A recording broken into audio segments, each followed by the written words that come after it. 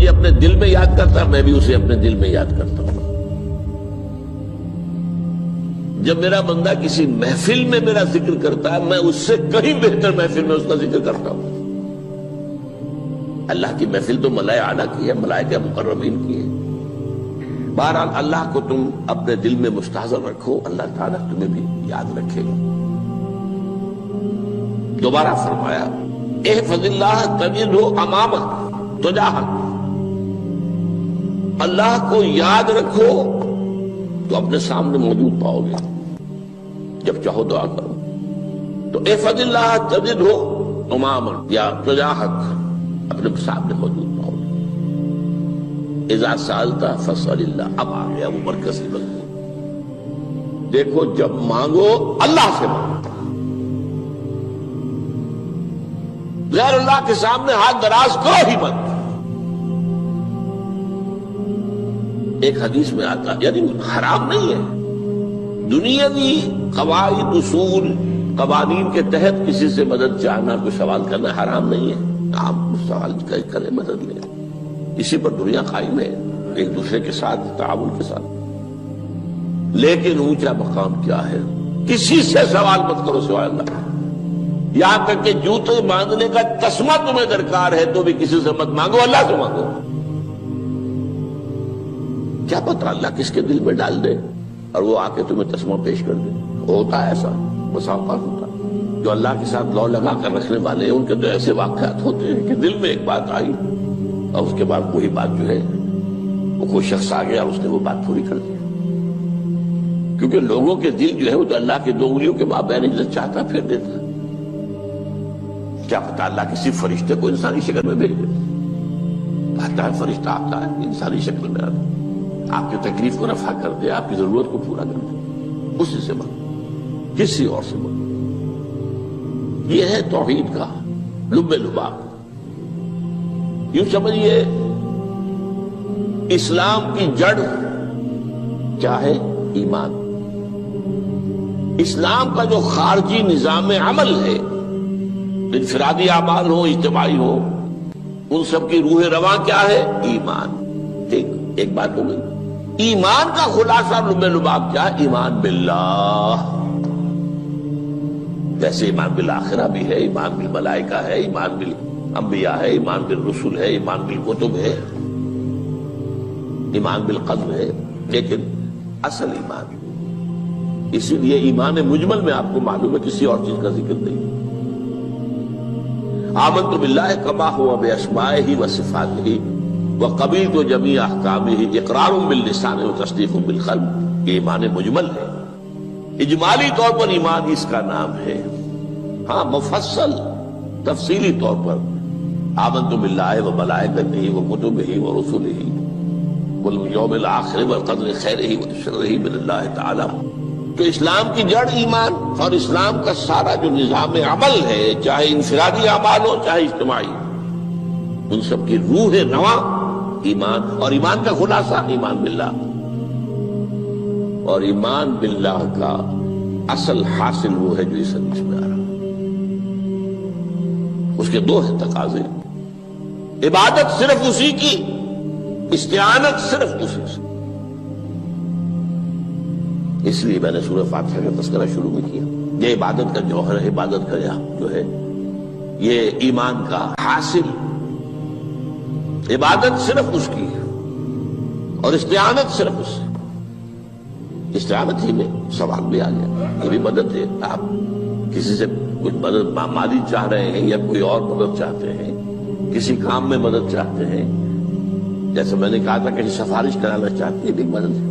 وَإِذَا اسْتَعَنْتَ فَاسْتَعِنْ بِاللَّهِ، اور جب مدد مانگو صرف اللہ سے مانگو۔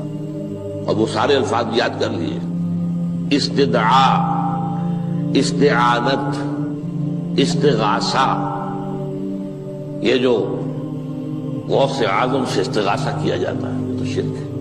استغاثہ اللہ سے، دعائی اللہ کی، اس اعتبار سے استمداد، استعانت، استدعاء، استغاثہ، یہ سب اللہ سے، صرف اللہ سے۔ عبادت صرف اللہ، ایاک نعبد، اور استعانت صرف اللہ سے۔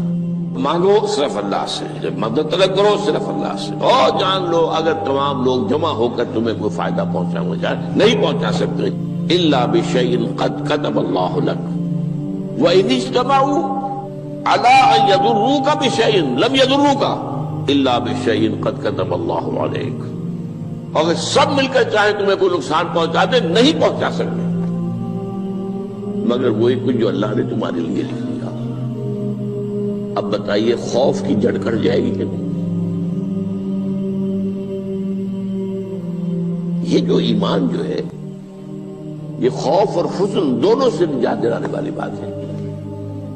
جو حقیقی مومن ہے وہ اللہ کا ولی ہے، حقیقی مومن وہ اللہ کا ولی ہے، اور الا ان اولیاء اللہ لا خوف علیہم ولا هم يحزنون۔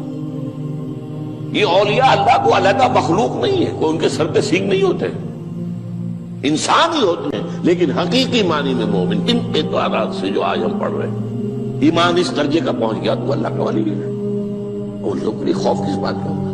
کس سے خوف کروں؟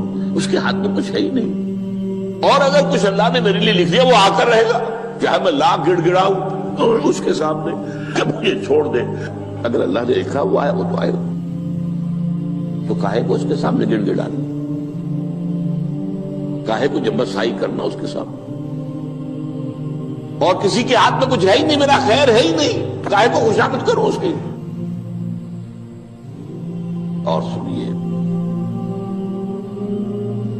رفعت الاقلام، دیکھو نوجوان، قلمیں اٹھا لی گئی ہیں، وجفت الصحف، اور جو رجسٹر ہیں صحیفے ان کی سیاہی خشک ہو چکی ہے۔ یہ ہے وہ اللہ کا علم، اس میں ہر شے لکھ دی گئی ہے، اس کی قلم اٹھا لیے گئے۔ جیسے آپ کو معلوم ہے امتحان ہوتا تھا، 3 گھنٹے ختم ہو گئے، اسٹاپ رائٹنگ، بس اب قلم رک جانا چاہیے۔ وہ قلم تو تقدیر کا کاتب جو ہے وہ قلم اس کا اب اٹھا لیا گیا، اور جو صحیفے جن پر کہ لکھا گیا وہ خشک ہو گئے۔ یہ تو روایت ہے جو امام ترمذی نے جس کو روایت کیا، یہ متن ان کا ہے جو ہم نے پڑھا ابھی، اور ان کا قول یہ ہے کہ یہ حدیث حسن صحیح ہے، لیکن یہی روایت اور انہی راوی سے عبداللہ ابن عباس سے رضی اللہ تعالیٰ عنہما اور بھی محدثین نے کی ہے، تو اس میں سے ایک اور متن جو ہے وہ یہاں پر امام نووی نے دے دیا ہے۔ احفظ اللہ تجدہ امامک، یہ تو پہلا وہ ٹکڑا تھا، وقت تو جاہک تھا، یہاں امامک ہے، مطلب ایک ہی ہے، اپنے سامنے پاؤ گے۔ اللہ کی حفاظت کرو، اللہ کو دل میں، اللہ کی یاد کو محفوظ رکھو، گویا کہ اللہ کو مستحضر رکھو۔ ذکر اللہ کے معنی کیا ہے؟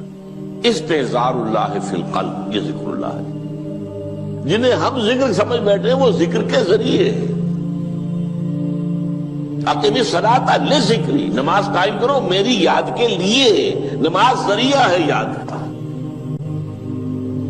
یہ علیحدہ بات ہے کہ آپ نے 17 رکعتیں بھی پڑھ لی ہو عشاء کی اور یاد آپ کو آئی ہی نہیں کوئی، آپ تو ایک میکینیکل انداز میں جو ہے وہ اٹھک بیٹھک کر رہے ہیں اور آپ کی زبان سے کچھ بھی نکل رہا ہے، تو اس کا آپ کے شعور سے، دل کی گہرائی سے کوئی رابطہ ہے ہی نہیں، وہ ذکر تو نہیں ہوا۔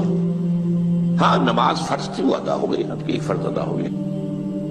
تو جنہیں ہم نے ذکر سمجھا وہ ذرائع ذکر ہے، اللہ اللہ سبحان اللہ زبان سے، یہ تاکہ اس کے نتیجے میں وہ ذکر حاصل ہو جائے۔ استحضار اللہ فی القلب، ذکر کے معنی ہے استحضار اللہ فی القلب۔ تعرف الی اللہ فی الرخاء، اور دیکھو کشادگی کے وقت میں تم اللہ کو یاد رکھو، اللہ کی طرف رجوع کیے رہو، بھول نہ جاؤ۔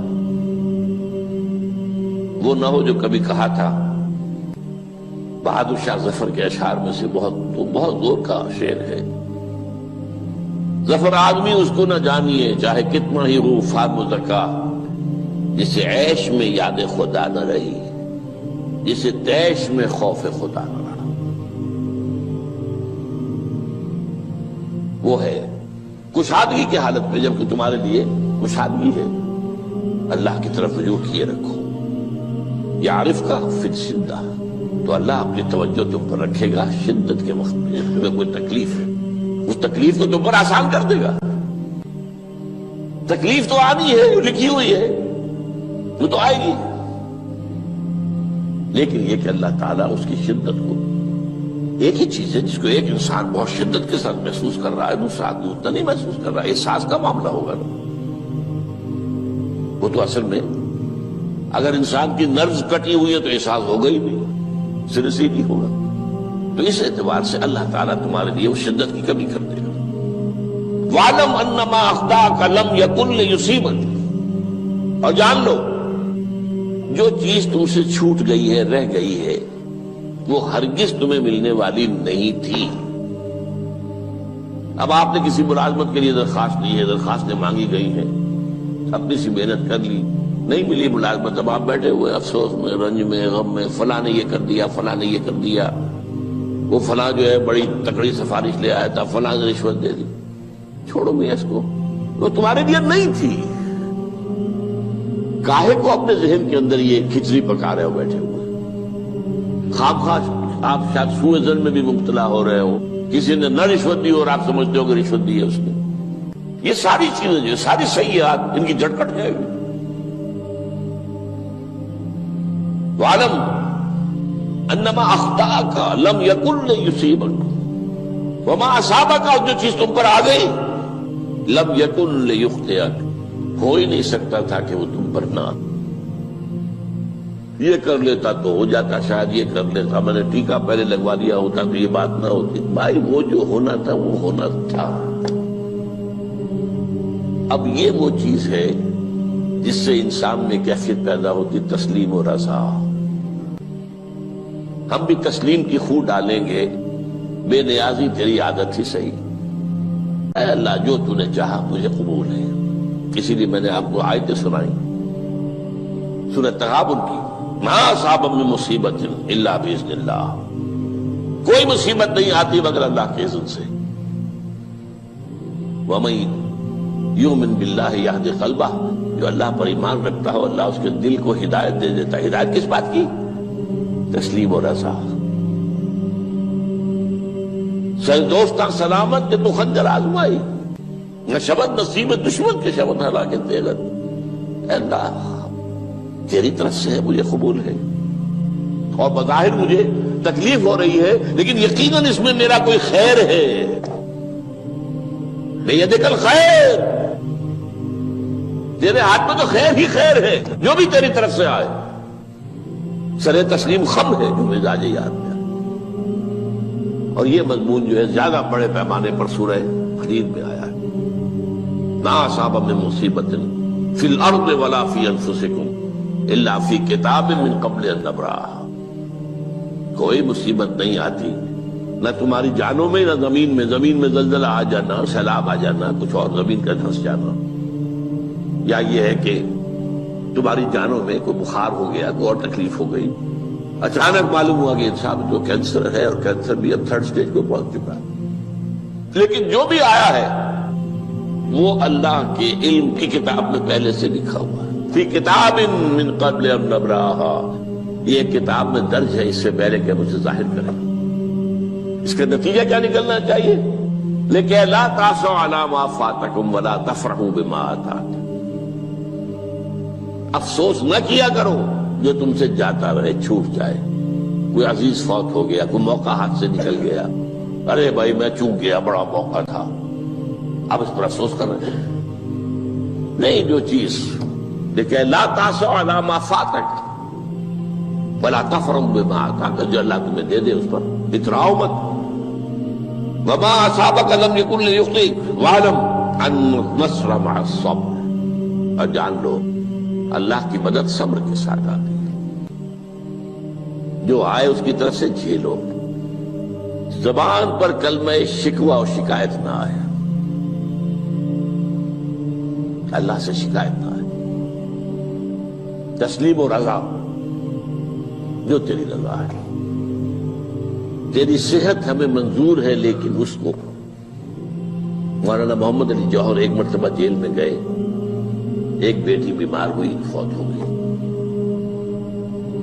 اس کے بعد دوسری مرتبہ پھر جیل میں گئے، دوسری بیٹی کو وہی بیماری ہوئی، جیل میں اطلاع ملی کہ بیٹی کو یہ بیماری ہو گئی ہے۔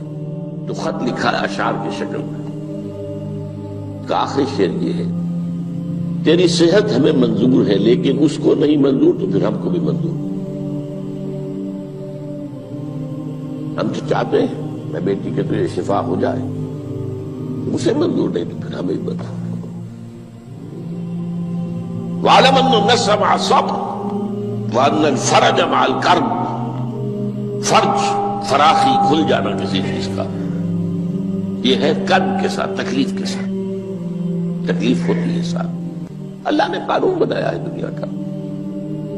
اب آپ اندازہ کیجئے بچے کی ولادت میں ماں کو کتنی تکلیف اٹھانی پڑتی ہے۔